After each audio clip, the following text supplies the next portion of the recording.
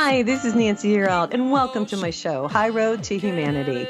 In every episode, I tell you powerful true stories filled with great wisdom that you can use in your own life as you strive for a higher road to travel. My featured guests will have their own unique stories to tell that enlighten your mind and your soul.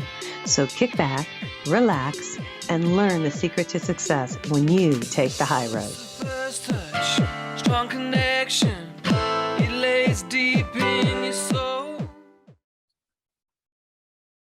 Hi, this is Nancy Yearout, and welcome to High Road to Humanity. And I have a lovely lady here today. Kathy Hagler's here, and she's a PhD. She's written an awesome book. It's called The Art of Scars: Healing Organizational Culture, Climate, and Character. This, if you're watching me on YouTube, this is what her book looks like.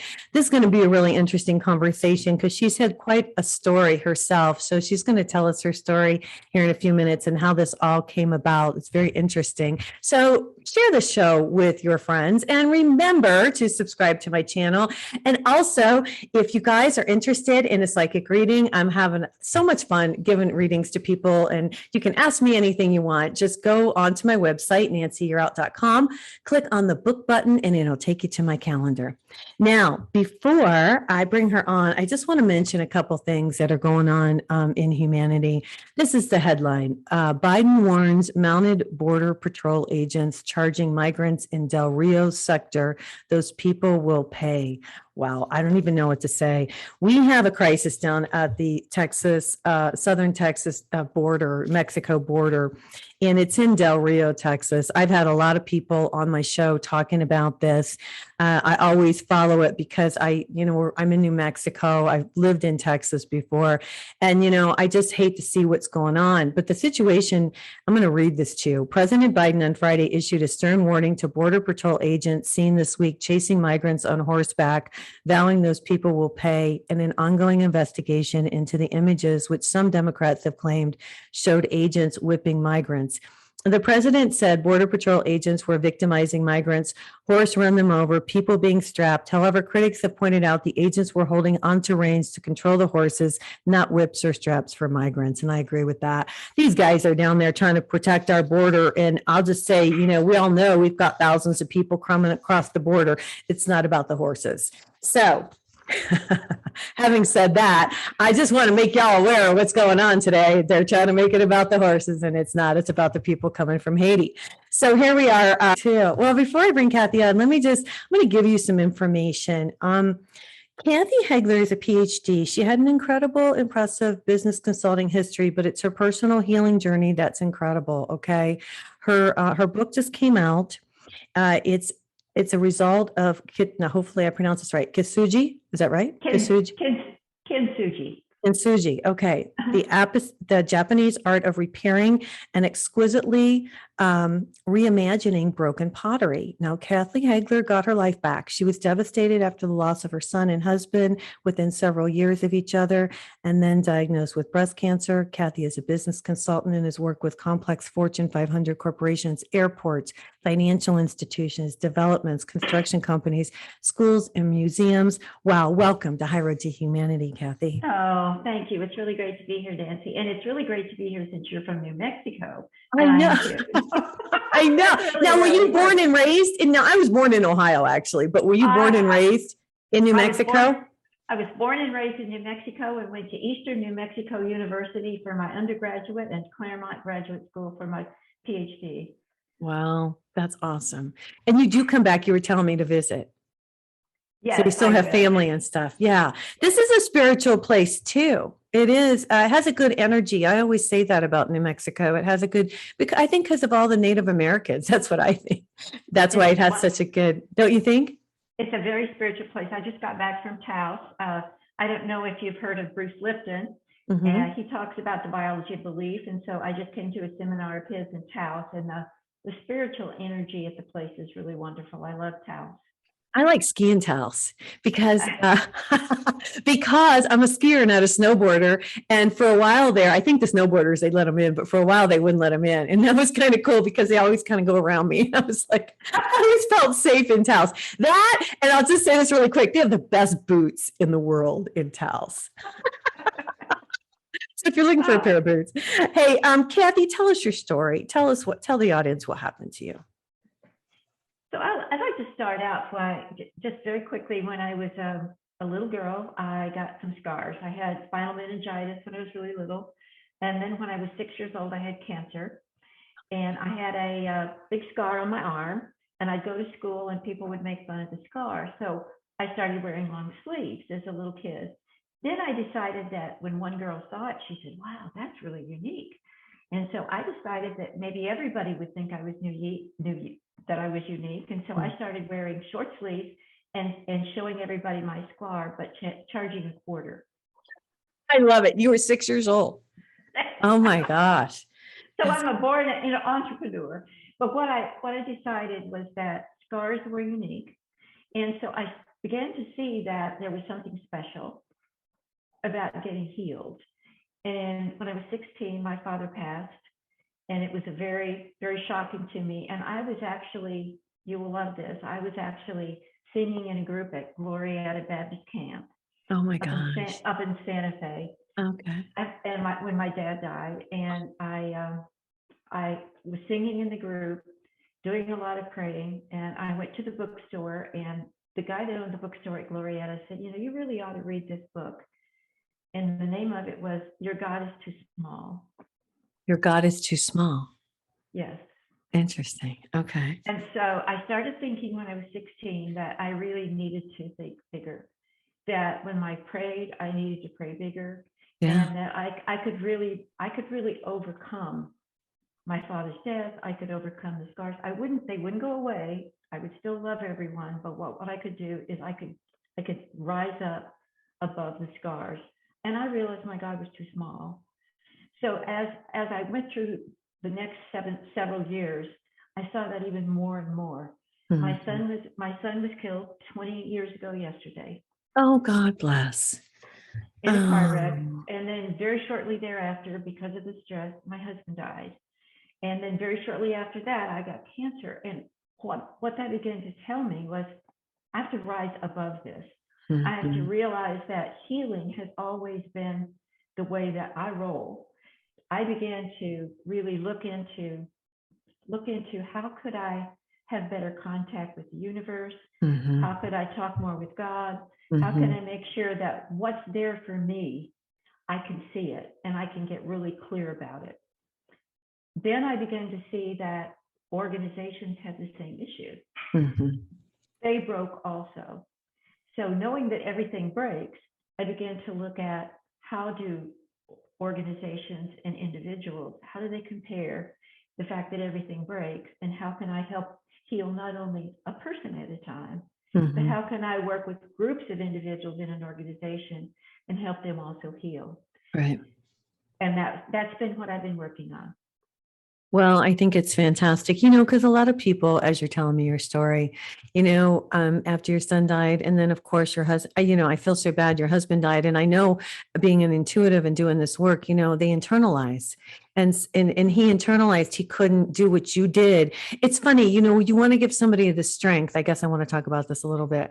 You want to give somebody the strength, but you can't. They have to have the strength within them, just like you did, to make that decision consciously that you're going to heal yourself. Because gosh, I've had so many people on the show. I just want to tell you this. You probably know this. I had Scott Werner last week. We have the ability to heal ourselves. We do.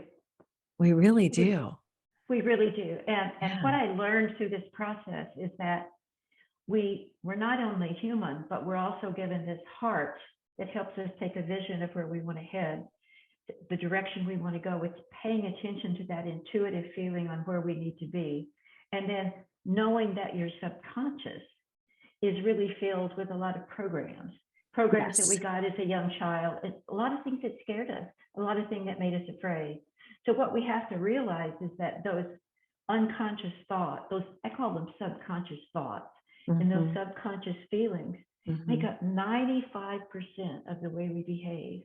And I was surprised when I heard that 95%. No, it's true, because I find stuff coming out of my mouth that my mother said that I would never say. And that's happened to me. And I've talked about it on the show.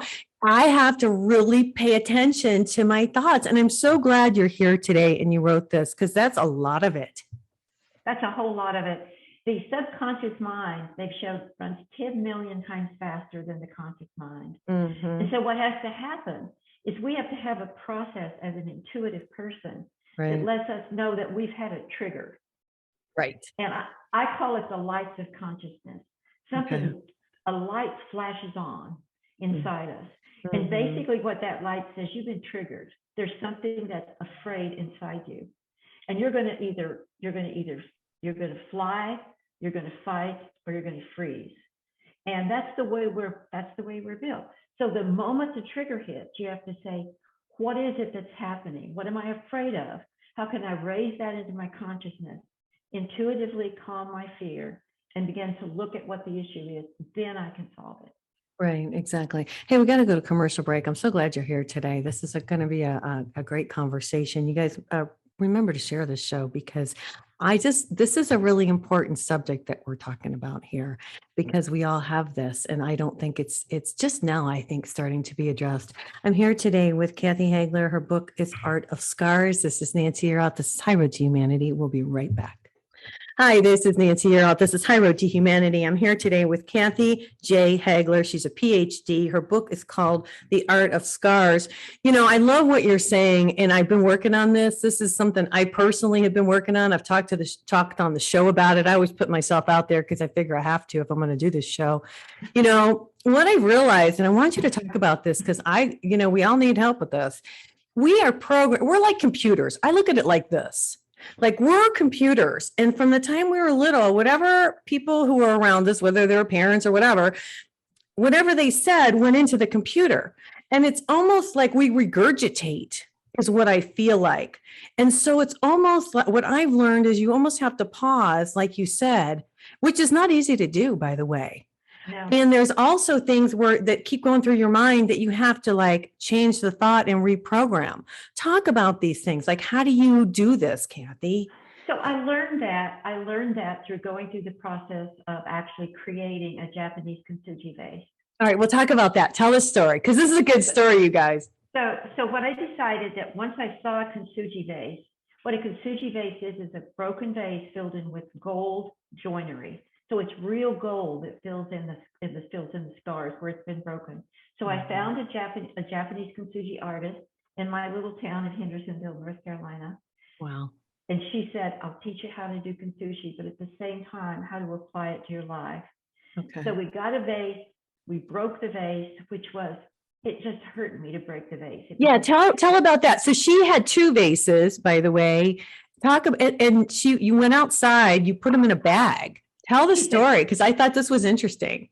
She said, put the vases in a bag. We're going to go out and we're going to break them. So we went out on the driveway, and she said, now drop them. So I can't drop them. And she said, no, you need to break them. Just drop them. And it was like a fear inside me just lit up like a flame. I dropped them, and then shards started sticking out of the plastic. And I got, my tears welled up in my eyes. I said, I don't understand this. And she said, let's go work on the vase. So we went up to her studio. Mm-hmm. We laid all the pieces out on the table, and I was taking notes. So what I found was that there was such fear in my heart that what I wanted to do was actually stop the broken feeling, because I felt like that was my life. It was laying there all broken up in pieces. Oh my God.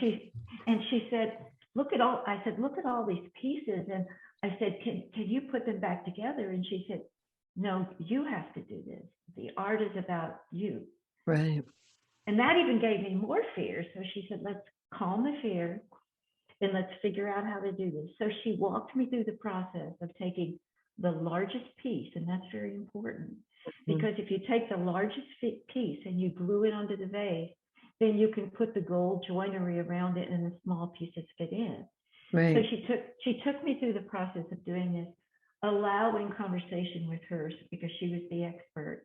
And before you knew it, I had this gorgeous vase that had been broken right in front of me, but that was filled in with gold and was worth a whole lot more than I paid for it in the secondhand store. Yeah, and you show it. There's a picture. I'm looking to see if I can find it really quick. Well, there's a bowl here, but that's not your vase. No. There's another one.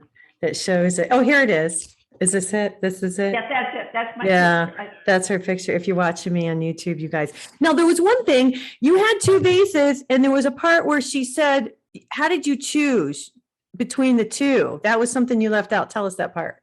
Yeah, she said when there were two laying on the table, she said there was one that had fewer breaks and one that had a lot of breaks. And she said, because you're new, let's start with the one that has fewer breaks. Okay. And so we did that one first, and that was really important to me because I had to learn how to do that. Well, what I learned from that, Nancy, was that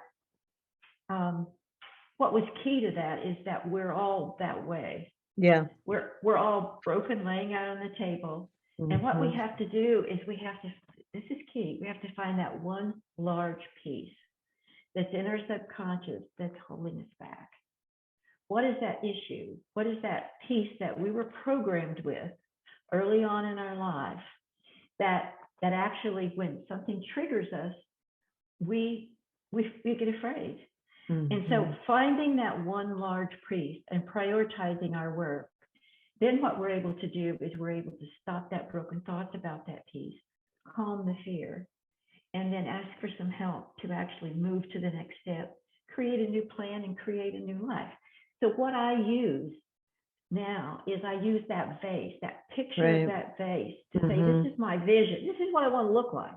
Because I know that with my scars filled in with gold, I will be more unique and more special and more distinctive and more beautiful than I was before.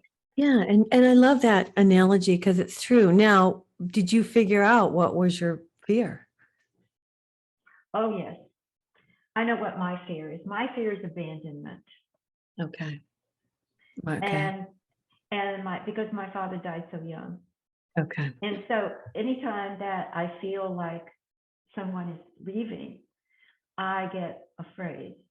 Even sometimes if they're just going away for a vacation. I'm an only child. I'm an only grandchild. I have a very small family. And then when my son was killed, he didn't come back. My husband didn't come back. Right. And so what I see all these things, and I have to remember that it's just programming. It's a software program that said you can't make it through when you're abandoned. But I remember the book that I was given in Glorietta that said your God is too small. I love that. Which says to me, you have to raise up above that and say, okay, I can be this face. I can have my whole being filled in with gold joinery because I can help someone else. Interesting. And the person that's not going to abandon me is me and my God. Right. And that made you, I bet your connection with God was stronger after that. Yes.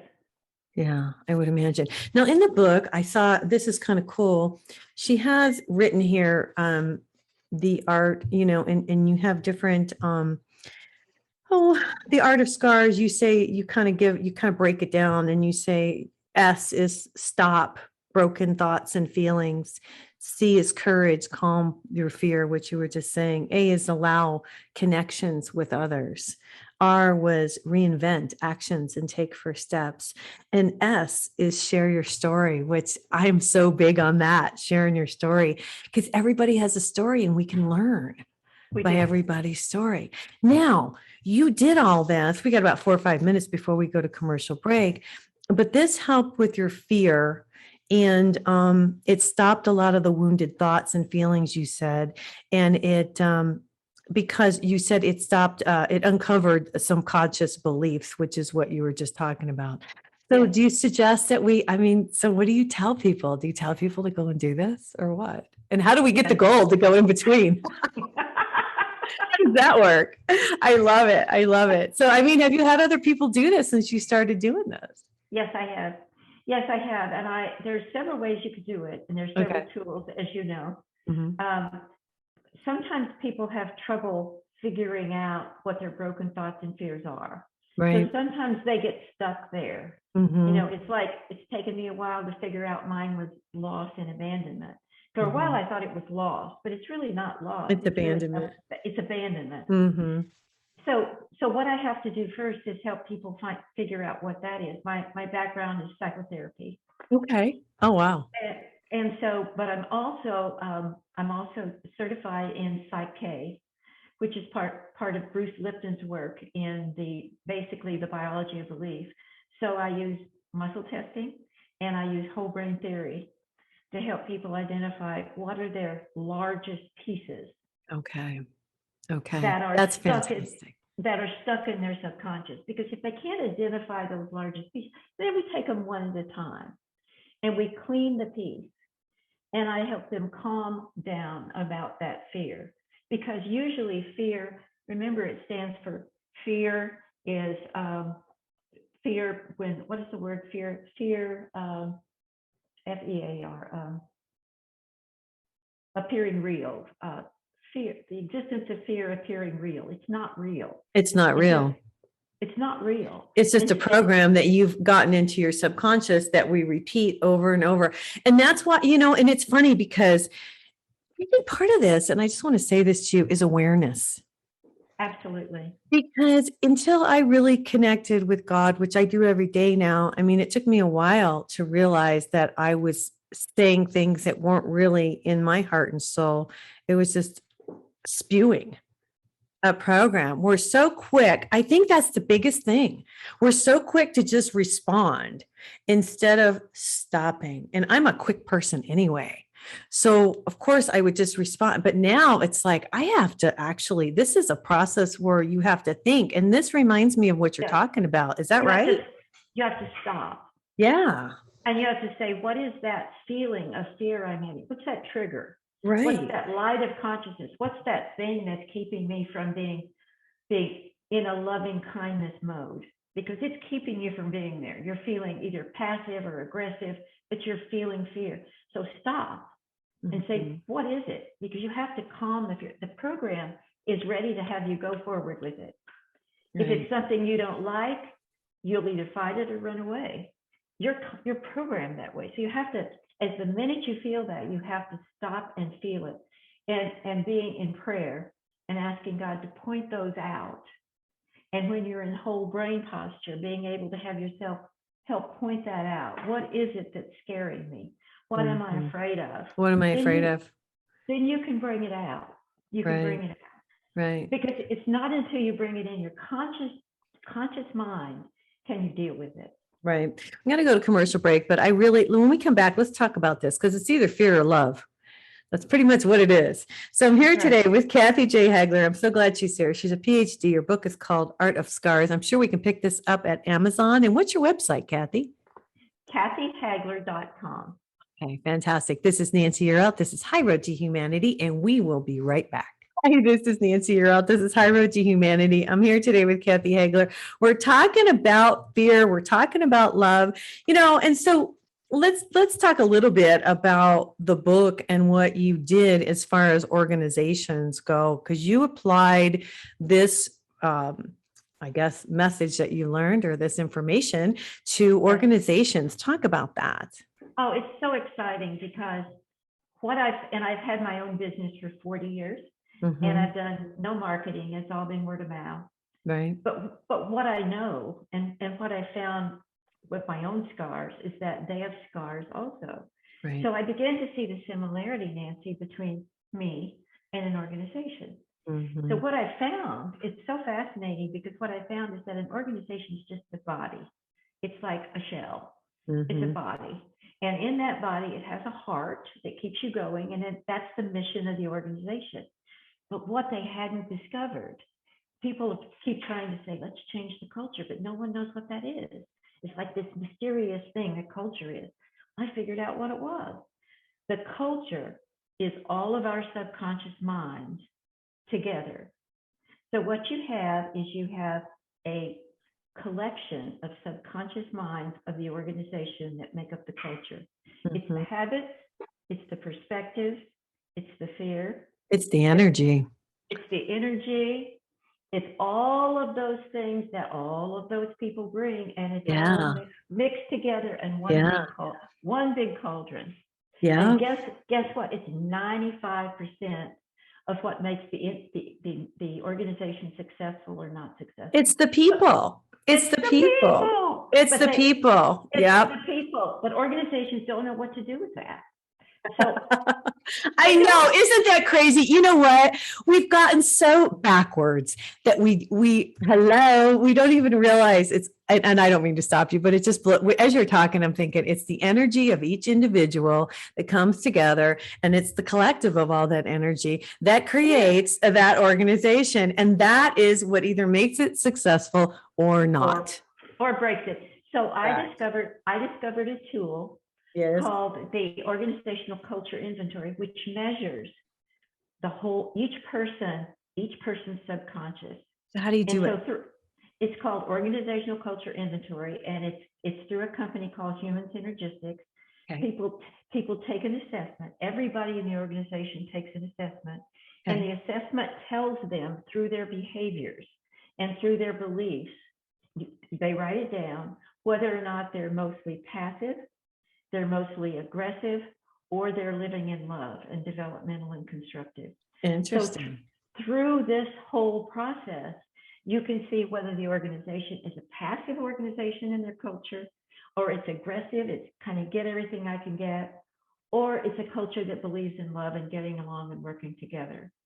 If they're passive and aggressive, it means they're thinking only about me. Themselves. Yeah. And if they're constructive or living in developmental state, they're thinking about we. The collective. The collective. Yeah. And so what I do is I assess people. I show them where their organization stands. Are they mostly thinking about me in passive or aggressive, or are they thinking about we? Because my message is, because it's not just struggling together, it's snuggling together. I love it. Well, it's true. And I got to say something to you. It's true. You know, I always say to people, because I always tell everybody I work for God, because I decided that a little while ago. I just work for God. And, you know, when your intentions are pure and for everybody's highest good, the money comes. It does.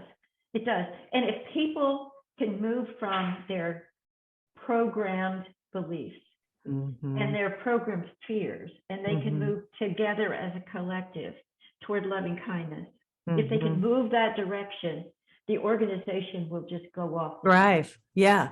Now, how do you get them to do that? I mean, because it's hard. I mean, because I've learned, I don't know, I'll just ask this question. You know, you can't change anybody else. They have to want to change themselves. I've learned to be an example. That's the only thing I know to do, and teach people and tell stories like I do on the show. But how do you change someone who's just a hateful person to being a loving person? I mean, that's a true challenge. You know, that's something somebody wants to do. I mean, I'm just talking, you're having a conversation, but what do you do with that when you run into that? Well, it's true. And as an organization, I began to work with the leadership, and I began to talk to them about understanding their vision of a kintsugi day, that they want to be healed. And I get the leaders of the organization to work with their people to say, we want to be healed, but we have to be healed together. Oh, so nice. Once you get the leadership saying, this is where we want to go, we want to be healed together, then people began to get together. They begin to collect. They begin to connect, and then once that happens, you can show them this picture of what they currently look like. Right. And say, if you currently look like this, but you want to be like this kintsugi day, here's what you have to do. Gotcha. Now you give a few ideas in the book. You talk about the Monastery of St. Gertrud. Tell us, we've got about 6 minutes. Tell us that story. I think that was interesting, if you don't mind. The Monastery of St. Gertrud was just a pleasure to me. And I'm not Catholic, but I was invited to do a long-range plan of sustainability for 100 nuns that lived up in the mountains of Idaho. About 40% of them had been there almost 50 years. How did they find you, first of all? I just need to ask that question. because I had done a lot of work with churches. Okay. And someone said, you know, it's really important that the monastery figures out how to sustain themselves as they get into older age, because they used to be nurses and teachers. Okay. And say Okay. so they brought me in, a non-Catholic, Mhm. that wore long earrings and dangly jewelry. So I was really kind of different. Oh my But gosh. but my favorite story is I walked in one day in yellow, and they're of course in their dark clothes and my dangly earrings, and they said I was a ray of light. And Oh, but together, what we found was that what we found is that their vision was hospitality to bring everyone to God, but they didn't understand inside themselves how to work together as a group and bring and make sure that their communication and their connectivity was good. was all the same. So Okay. it was all the same. And can you imagine having 100 women together for over 50 years? I mean, just getting along. Yeah. I And have so, to, I mean, this is amazing that you did this, you know? but the beautiful part is they did it. And what we came up with is that they can be a golden heel vase and they can sustain themselves. And we created the bed and breakfast at St. Gertrude. Oh my goodness. They built it. They made all the food. They made all the bedding. What they did was they said, this is our place. This is our heart. And that's how they're sustaining themselves. They created that idea of sustainability, but they did it because what they did is through loving kindness to each other. They all came together on the same page. That's Right. what's key. You know, that is what's key. And you would think, and you know, as you tell the story, you would think as an outsider that they would already have that, but they didn't. No, nobody understands the fact that their programming stands in their way. And so what you have to do is you have to shake up that fear and you have to calm people down. Very quickly, I have a name for mine. Okay. So my name is Kathy, but my subconscious name is Kathy Jan. And that's my middle name. But that's what I named her when I was a little girl. She was my playmate, was Kathy Jan. I didn't realize she was my subconscious, but she's my program. And most of the time, she just wants to protect me. And that's what creates my fear. And what I have to learn to do is be nice to Kathy Jan, but also not let her rule. That's like talking about your inner child. It's the same thing. Yeah, because I do that, you know, and I call her little Nancy. And yeah, and little Nancy may not be happy, but big Nancy's okay. And sometimes I have to tell her it's okay. But that comes from learning. That comes from over time learning about this stuff. Now, on the, you know, I want to go back to the nuns a minute because I'm just fascinated by this whole thing. So were they, and I just need to understand this because I'm like real analytical when it comes to this kind of stuff, but were they all just so like it was them and God that they couldn't get past that to get to their sisters? Yes. That's what it was, huh? Because they were so. But Nancy, they didn't realize that. Right. No, I know that, but I'm realizing it as you're telling the story. I'm like, oh. It was them and God. Yeah. But the power of connectivity. No judgment. No judgment, Kathy. No judgment. And we didn't realize that with them in the beginning, but once we began to realize that if they came together, the snuggling together rather than struggling, they could make this happen. And that's what they did. Do you see that in most organizations where everybody's the individual and they don't want to come together as the collective, you know, because that's what this is about right now, this time of raising our vibration and connecting. But we've all become so individualized because we all want to feel special. Yes. That's it, isn't it? Yes. And I think if we can get that, and I suggest something like a vision of the kintsugi vase, which is to look at this vase and know it's been broken, but it's filled with gold and it's much more valuable and much more unique. So what I try to say is that come together with a vision. Come together with what you want. They came together with building a bed and breakfast for sustainability. That was their base. And they did it. And they didn't. Okay, we got to go to commercial break. You guys, I'm here today with Kathy Hagler, PhD. We're learning so much information. Her book is called The Art of Scars. This is Nancy Yearout. This is High Road to Humanity. We'll be right back. Hi, this is Nancy Yearout. This is High Road to Humanity. I'm here today with Kathy Hagler. And gosh, she's just such a wealth of information. And Kathy, I'm just so appreciative that you came on today. And thank you for that and telling your story. You know, we were talking on the break that people are so divided right now I don't want to get into politics. I'm trying not to get into politics, but on the flip side, I feel like we all need to use our voice. And I really feel like we all need to go in and I tell people, work on yourself, but yet, and be the example, but yet it's like families are divided. They're divided over this whole COVID thing. They're divided over the vaccine. There's so much division.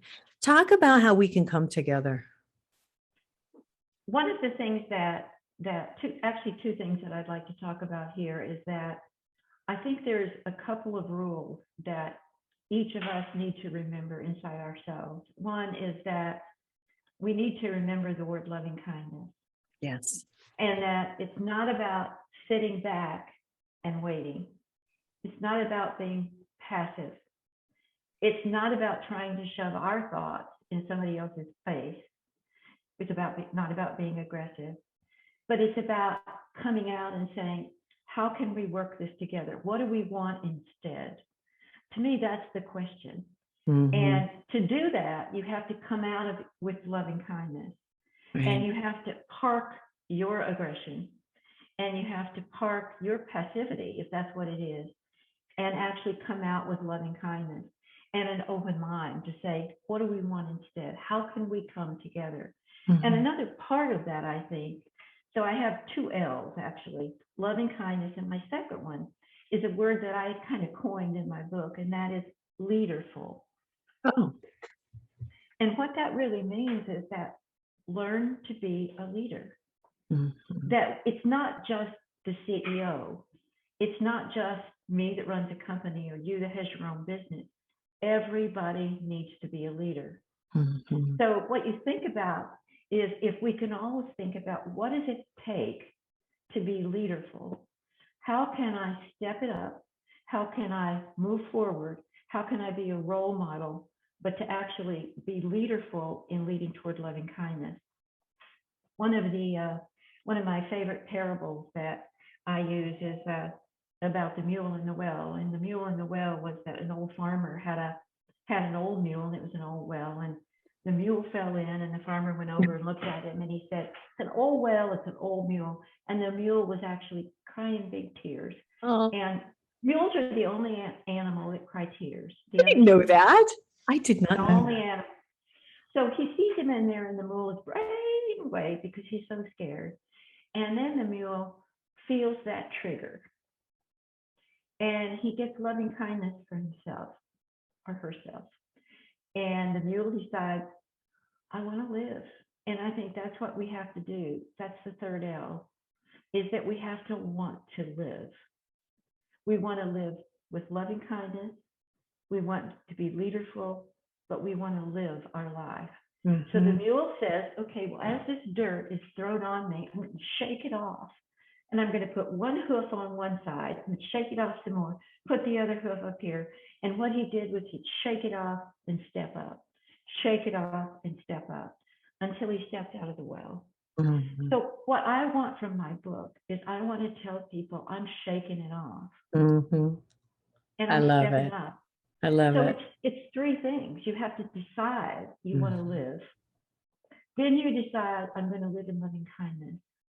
And then third, you decide, I'm going to be leaderful.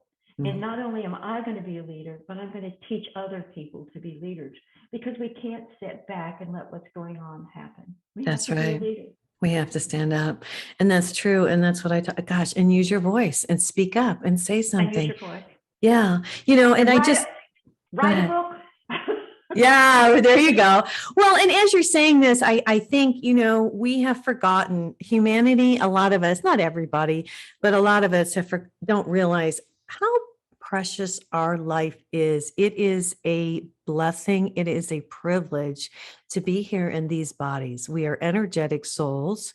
We're in these bodies. We get to come down here and experience.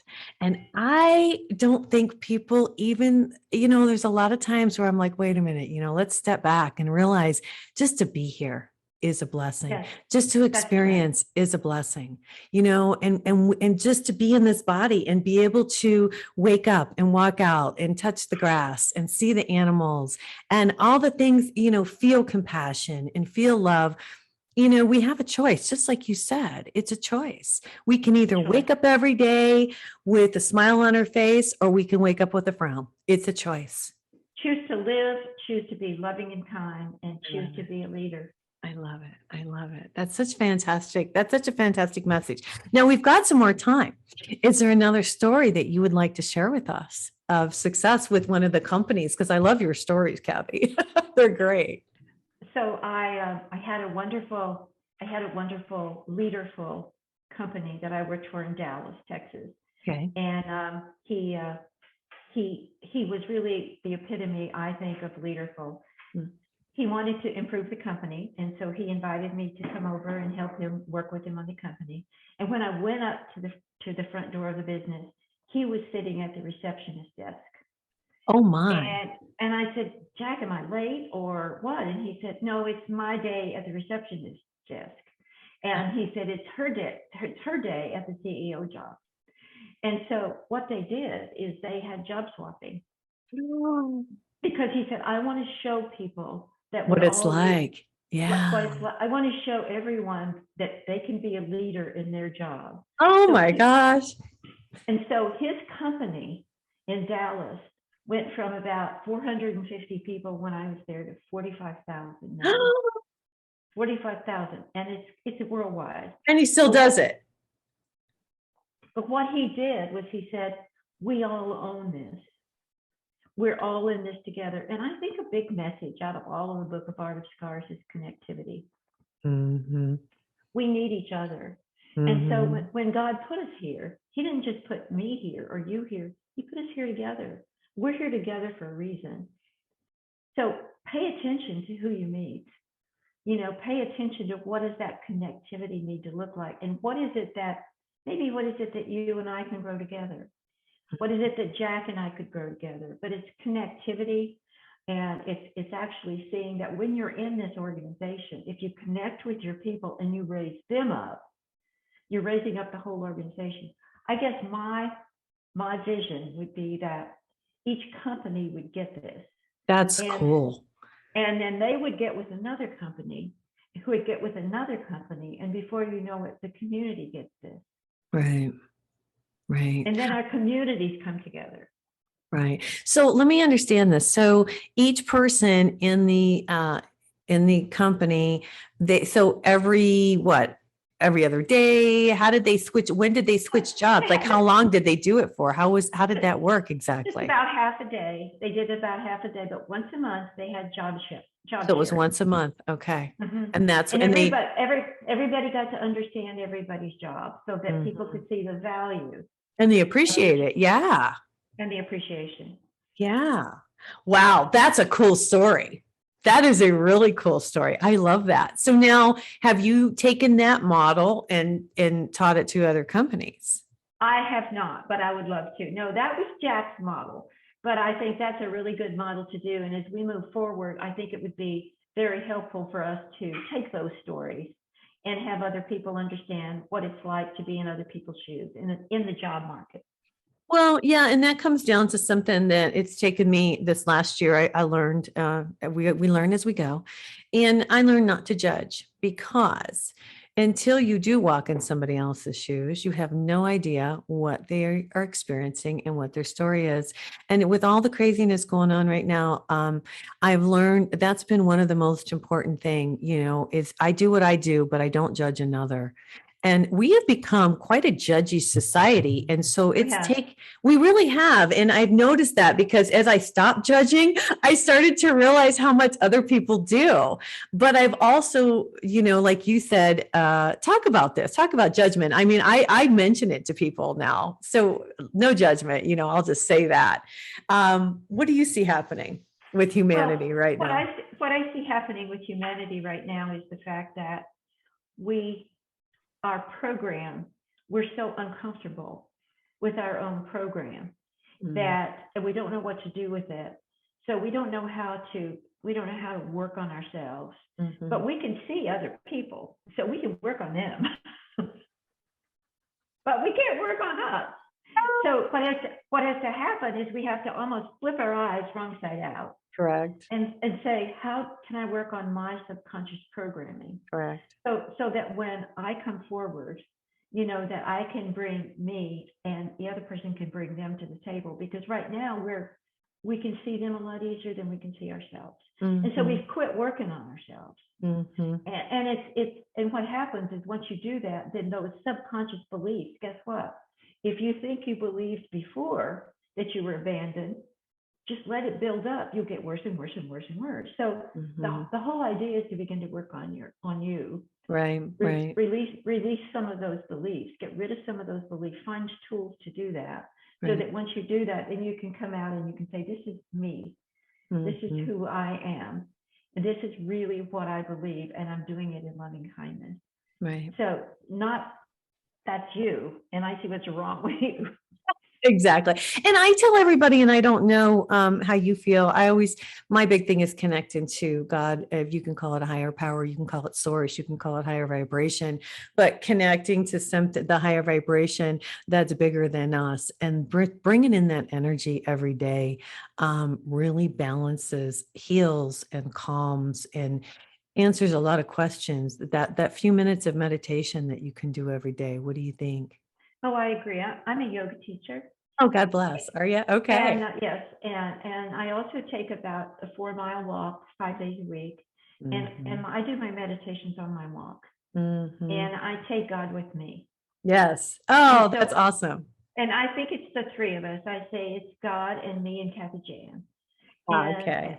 And what I do is I pray that I can clear my mind and that I watch for signs about how I need the day to be, about who I need to touch, and about the way I need to see things. And every day, Nancy, I learn something. Right. Every day, because if I'm open to that, and it comes in various forms.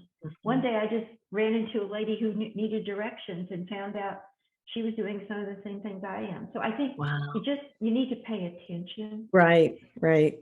But you have to shut off the talk inside your subconscious before you can pay attention. Because if you notice, that talks all the time. Yeah, yeah. So what you have to do is stand back and say, okay, me and God and Kathy Jan are going for a walk. And then just watch. Love and it. Pay attention and meditate. Fantastic. Wow. Thanks for joining me today. Tell us a little bit information. Tell us again how to get in touch with you. Do you do readings for people? Do you go to their companies? What do you do? If somebody wants you to go to their company and fix it, just go to your website. Yeah, go to my website. My business name is K2OH Solutions. And I go into companies and I help them actually partner with them to actually heal. But I also do individual coaching. I love it. That's fantastic. You guys, her book is called The Art of Scars. It is fantastic. You can pick it up at Amazon, or like she said, you can go to her website if you want to book for your company or for yourself. Hey, thanks so much, Kathy. Gosh, what a pleasure. It's been a pleasure to have you on the show. It's been a pleasure. Hey, this is Nancy Yearout. This is High Road to Humanity. Everybody have a great week. Don't forget news. Remember to watch news on Sunday with me, News with Nancy, and I'll give you my intuitive take on what's going on with humanity. And this is High Road to Humanity. We'll see you next time. Everybody take care. God bless. Connect the dots and keep the motion. Can achieve your goal. Let's hit the high road. Hey, you guys, join me next week on The High Road for more stories filled with wisdom, love, and hope for our future. Have a fabulous week and know that by staying on the high road, you will make it to your destination. Visit my website, nancyyearout.com, where you can book a private session to learn how to tap into your own abilities. And check out my YouTube channel. It's Nancy Yearout's High Road to Humanity. You can achieve your goal.